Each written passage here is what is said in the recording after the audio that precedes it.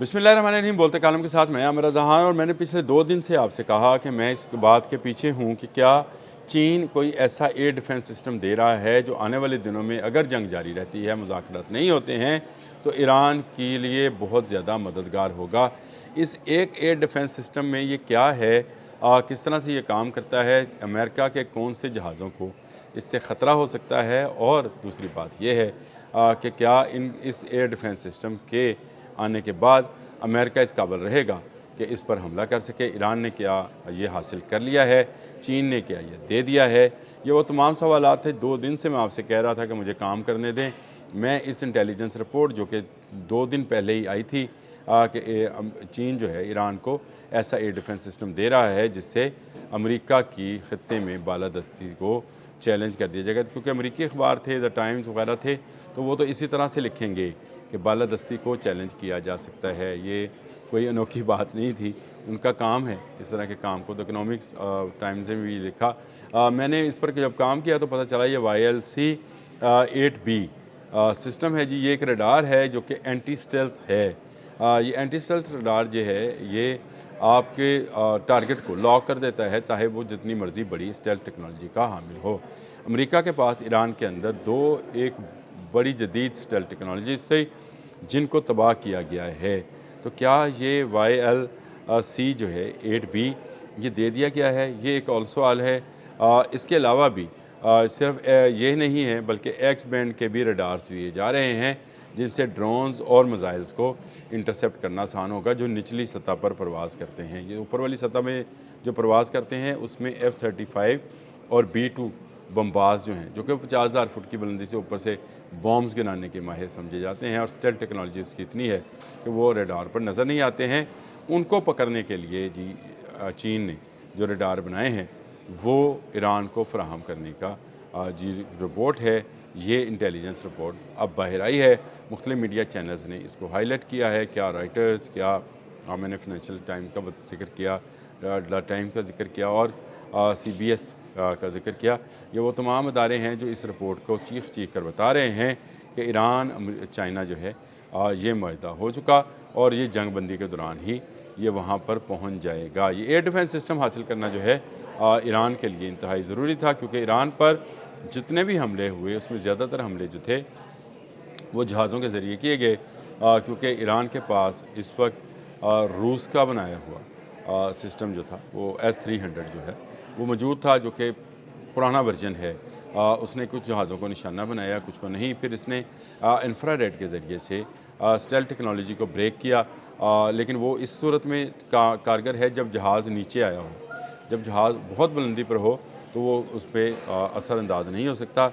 जो F-35 आपको गिरते हुए 2 नज़र आए, वो उसकी बुनियादी वजह वो निचली परवाज़ करते हुए बम्बारमेंट करना चाहते थे, यानी वो मिसाइल्स वगैरह जो है वो फेंकना चाहते थे अपने अहदाफ की जानिब, इसीलिए वो निशाना बने। लेकिन जो B-2 और F-35 की ऊपर वाली परवाज़ें हैं वो ईरान से पकड़ी नहीं गई थी। चीन के इस नए रडार और नए एयर डिफेंस सिस्टम के आने के बाद ये मुमकिन हो जाएगा ईरान के लिए कि वो इसके B-2 बम्बार्स को भी निशाना बना सकता है।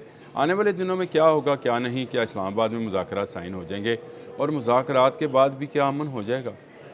इसराइल तो अमन नहीं चाहता है, इसराइल जंग चाहता है, क्योंकि उसके लिए ग्रेटर इसराइल बनाना जो है वो उसका ख्वाब है। उसके लिए वो इस तरह की छेड़खानी करता रहेगा। क्या ईरान से निकलकर जंग मिडल ईस्ट के अंदर इसराइल और मिडल ईस्ट ममालिक के दरमियान में चली जाएगी? कुछ नहीं कहा जा सकता आने वाले दिनों में क्या होगा, लेकिन चीन आहिस्ता आहिस्ता अपनी क़ुव्वत को बढ़ा रहा है, ना सिर्फ ईरान में बल्कि आपने हरमज़ में भी। मैंने आपको बताया था कि 48वां बहरी बेड़ा भी उसका आपने हरमज़ के करीब है, जहाँ से वो ऑपरेशन कर सकता है। इसके अलावा जो ट्रिन जो है MQ-4 वो गिरा है, तो उस पर भी मैंने आपको बताया था कि चीन जो है उसमें इन्वॉल्व हो सकता है, क्योंकि ईरान के पास ऐसी कोई टेक्नोलॉजी नहीं है। नए एयर डिफेंस सिस्टम के आने के बाद ईरान का दिफा जो कि फ़ज़ाई दिफा होगा उसमें का वो कामयाबी उसको हासिल होगी। अमेरिका और इसराइल के लिए ये बुरी ख़बर है। अच्छी ख़बर ये ईरान के लिए है, और ईरानी जो हैं वो इस सिस्टम को लेने के बाद अपने एयर डिफेंस सिस्टम को मज़ीद बढ़ाएंगे, और उनका जो फ़ज़ाई दिफा है वो नाकाबिल तस्खीर हो जाएगा। क्योंकि F-35 और B-2 बम्बार ही अमेरिका की इस वक्त की स्ट्रेंथ हैं। F-18, F-15 वो तो गिराए जा चुके और ना वो इतनी बुलंदी पर जाते हैं, ना इतनी ज़्यादा स्टेल्थ टेक्नोलॉजी रखते हैं जैसे B-2 और F-35 है। इस टेक्नोलॉजी को ख़त्म करने के लिए YLC-8B रडार जो है वो हासिल कर रहा है ईरान, और ईरान चाइना की लाइफलाइन है। याद रखिए उसका 90% ऑयल जो है ईरान से चीन जाता है। चीन ईरान को कभी गिरने नहीं देगा, क्योंकि उसका फ़ायदा इसी में है कि इन पानियों पर और इस तेल के ज़हीरों पर अमेरिका का कब्ज़ा ना हो जाए। कब्ज़ा किसका रहे? ईरान का रहे। आपने हमस भी ईरान के पास है।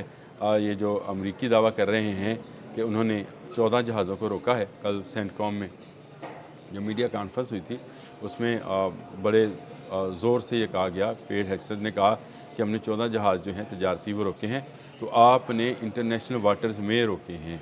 आपने हमस पर अब भी ईरान का कब्ज़ा है। अगर आपने ईरान की बहरिया ख़त्म कर दी है तो फिर आपको तो ऐलान करना चाहिए कि हमने खोल दिया है। आपने हमस जाएँ, तजारत करें, गल्फ़ के ममालिक अपना तेल बेचें और दुनिया भर से अपने सामान तइश जो है अमेरिका और यूरोप से मंगवाएँ, अद्वियात मंगवाएँ और यहाँ पर जो है ज़िंदगी की बहाली हो। वो जो कंपनीज़ भाग गई, वो जो यहूदी भाग गए, वो वापस आकर बसना शुरू हो जाएंगे अगर आपने ईरान की ताकत ख़त्म कर दी है। लेकिन अगर आपने ईरान की ताकत ख़त्म नहीं की है तो ही आपको भी आपने हरमज़ बंद करना पड़ रही है, जो कि पूरी दुनिया पर भारी पड़ेगी। आने वाले 2 दिनों में क्या होने जा रहा है, इस्लामाबाद किस तरह से मरकज़ होगा, ये बहस एक तरफ रही, लेकिन चीन का बढ़ता हुआ गल्फ़ में और आबने हमस में किरदार जो है वो अब नुमायाँ होना शुरू हो गया है। आहिस्ता आहिस्ता चीन अमेरिका की जगह लेता जाएगा। ये मैं बहुत अरसे से ये बात कह रहा हूँ कि चीन एक मौके की तलाश में था। अमेरिका ने इज़राइल के कहने पर हमला करके ये मौका उसको फराहम कर दिया है। अब आप देखिएगा, जैसे ही जंग के बादल छटेंगे, मुआहदा हो जाएगा, अमन की तरफ जाएगा, तो आपको चाइनीज़ कंपनीज़ मिडल ईस्ट के अंदर काम करते हुए नज़र आएंगी। ना सिर्फ चाइनीज़ कंपनीज़ तजारत के लिए की नज़र आएंगी, बल्कि चाइनीज़ डिफेंस सिस्टम की कंपनीज़ जो हैं वो भी आएंगी और वो भी आकर मिडल ईस्ट में मुआहदात करती हुई देखी जा सकेंगी, क्योंकि अमेरिका मिडल ईस्ट का दिफा नहीं कर पाया है। दूसरी जानब ईरान ने नया एयर डिफेंस सिस्टम खरीद कर ये साबित किया है कि वो किसी सूरत में अमन हो या जंग हो, अपनी आँख जो है उसको झपकाएगा नहीं। यानी वो कबूतर की तरह आँख बंद नहीं करेगा कि बिल्ली उसको खा जाए। उसके पास न्यूक्लियर पावर हो या ना हो, उसकी मिसाइल पावर इतनी है कि वो दुनिया के किसी मुल्क के भी मिसाइल्स का या जहाज़ों का या जंग का या एडवेंचर का मुकाबला कर सकता है। पिछले 2 माह में इस जंग में अगर किसी मुल्क ने अपनी फ़ौजी बर्तरी साबित की है तो वो ईरान है। हैरानकुन तौर पर ईरान में अमेरिका जैसी सुपर पावर और इसराइल जैसे जो जदीद टेक्नोलॉजी की हामिल पावर है, उन्होंने हमला किया, और उस हमले के बाद जो ईरान ने जवाब दिया है, इसकी तवक्को ना मुझे थी ना आपको होगी। लेकिन ये बात तय है कि इसके पीछे भी चीन था, और चीन आहिस्ता आहिस्ता अब मिडल ईस्ट में आपको अपना असर रसूख बढ़ाता हुआ नज़र आएगा। अब तक के लिए इतना ही। अल्लाह हाफ़िज़।